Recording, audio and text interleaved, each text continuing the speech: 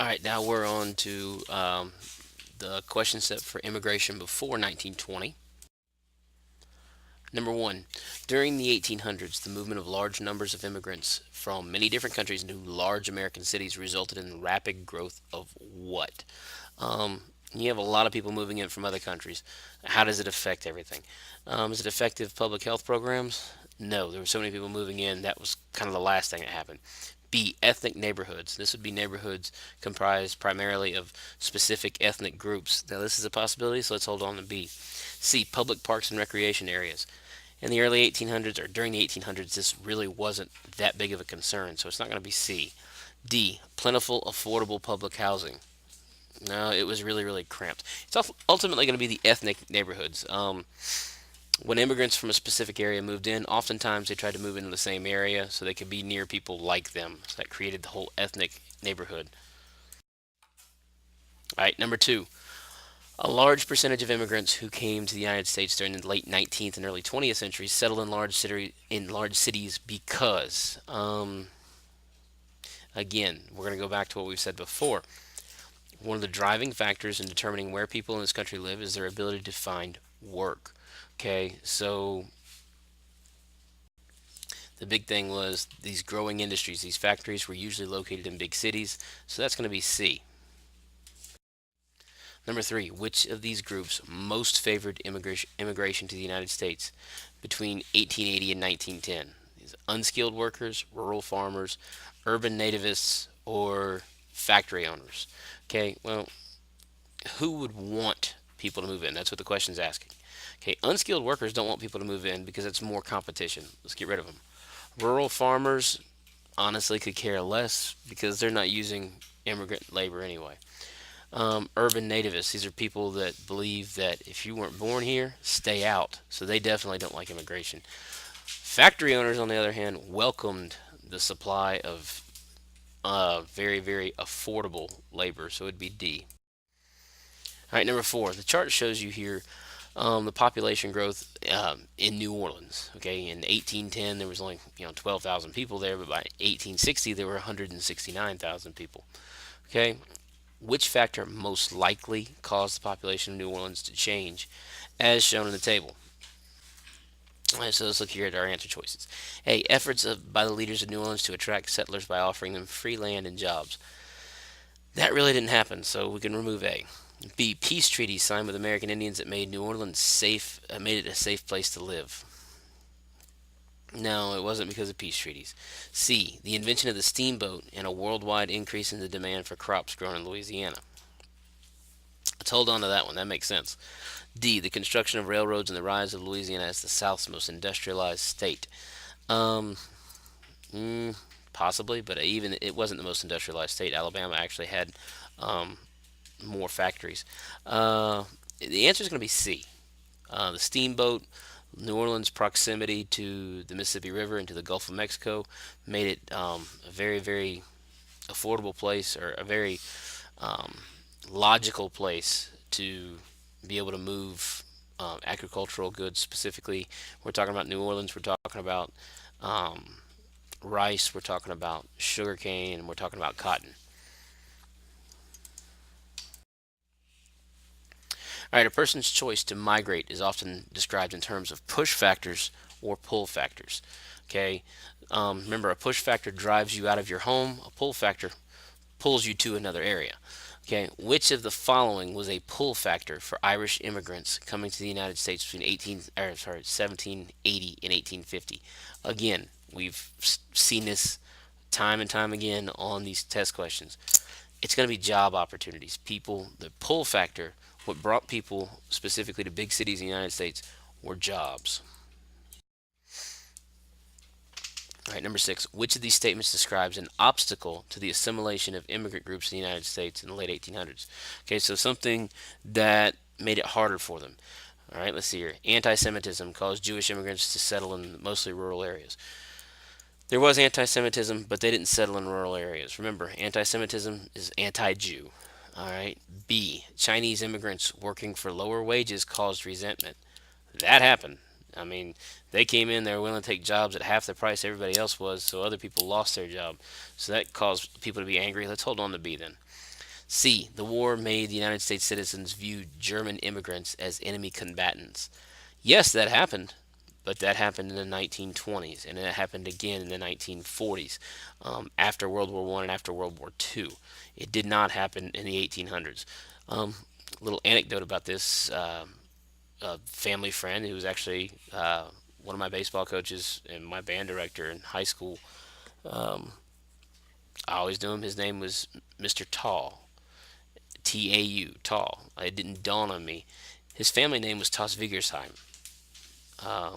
His great grandfather, his grandfather, had changed the family name in the 1930s when World War II broke out because he did not want his family to be associated with the Germans. So there was a strong sense of anti-German movement, but that didn't happen until the 30s and or 20s, 30s, and 40s.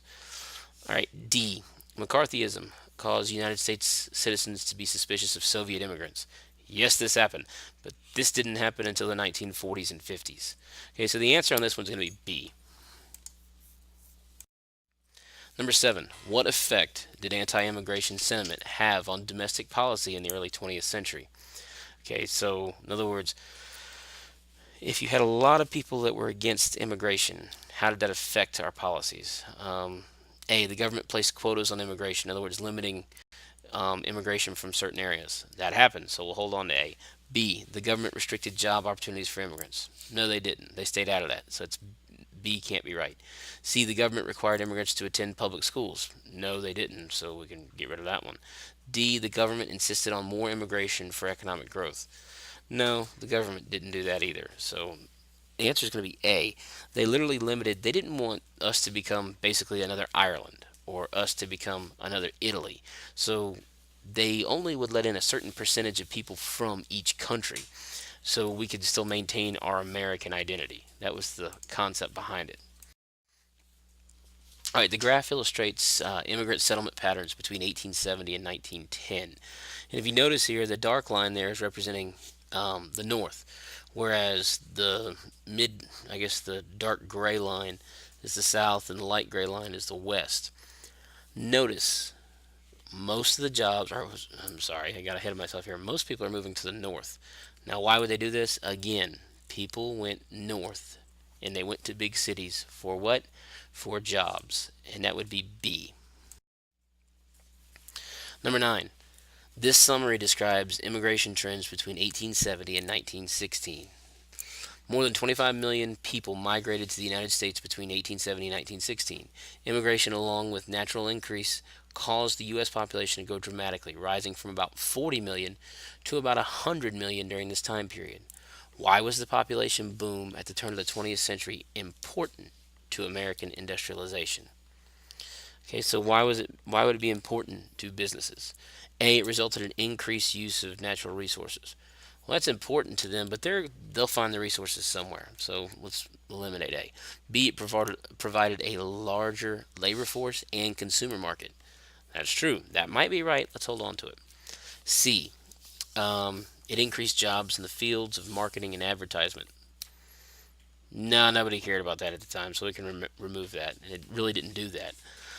D, it encouraged a variety of cultural influences on economic innovation. Okay.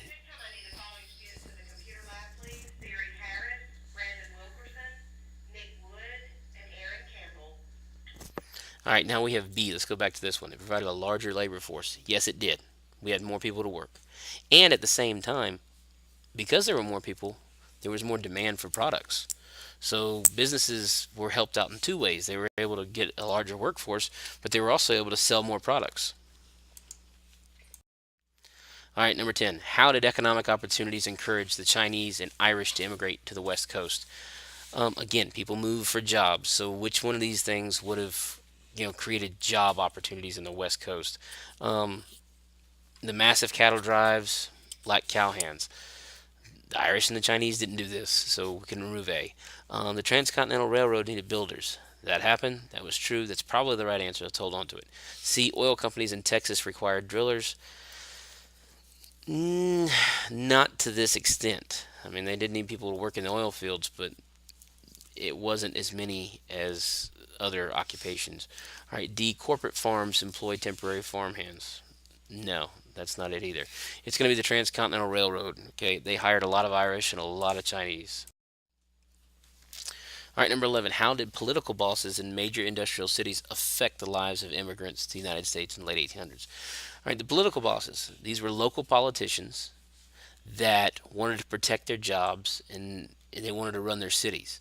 So they actually encouraged immigration. And one of the reasons they encouraged immigration was they were able to recruit these immigrants and get them indebted to them when they got here and then basically buy their votes. Okay, a political boss might provide you with your job, they might provide you with, a place to live, things along those lines. They're very, very popular, and they almost seem like they're benevolent. They're coming out and doing this out of the kindness of their heart. No, they're not. They're buying your loyalty so that you'll vote for them, and that's A.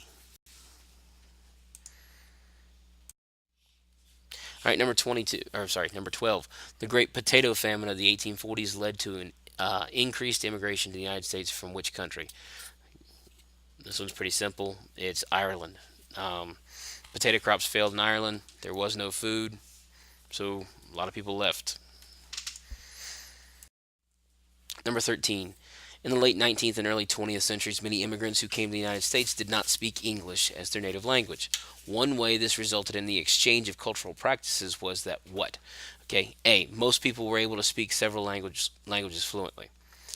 No, that didn't happen. I mean, it's hard to find a common language between a lot of different people if you've got people coming in from Asia, and you've got people coming in from France, and you've got people coming in from places like Austria and Hungary and Yugoslavia and Bulgaria, and then you've got people coming in from Italy and Greece and Portugal and Spain.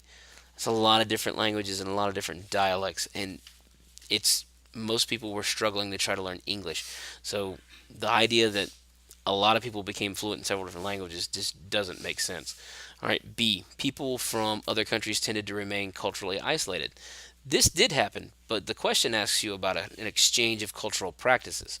So while a lot of people stayed in their own neighborhoods and everything, that doesn't exchange cultural practices, so we can eliminate B. C. People without knowledge of English were not allowed to immigrate. Yeah, I'm just kind of pausing on this one because that's a bit absurd. It didn't happen. Okay, so let's look at D. Words from other languages entered the mainstream vocabulary.